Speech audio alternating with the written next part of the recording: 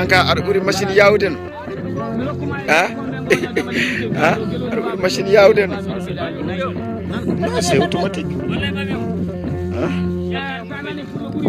c'est très bien no celli alhamdulillah min tenengu jeeya Amadou Ousmane mbiyeteɓe Ousmane Traoré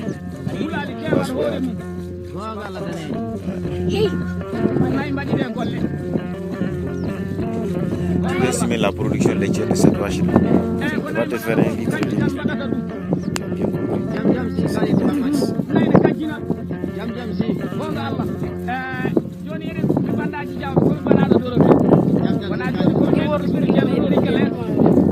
Yawi de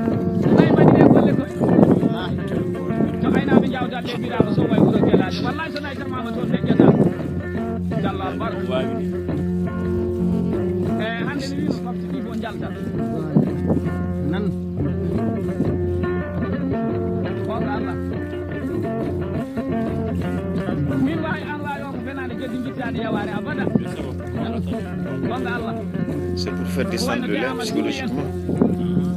Si tu ne fais pas ça, la vache ne donne pas le lait. Et ça se fait toujours du côté gauche.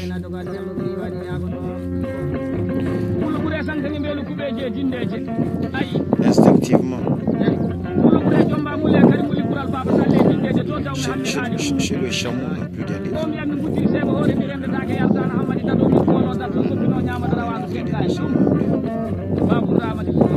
Ça va plus vers 2 que 1,5 d'ailleurs.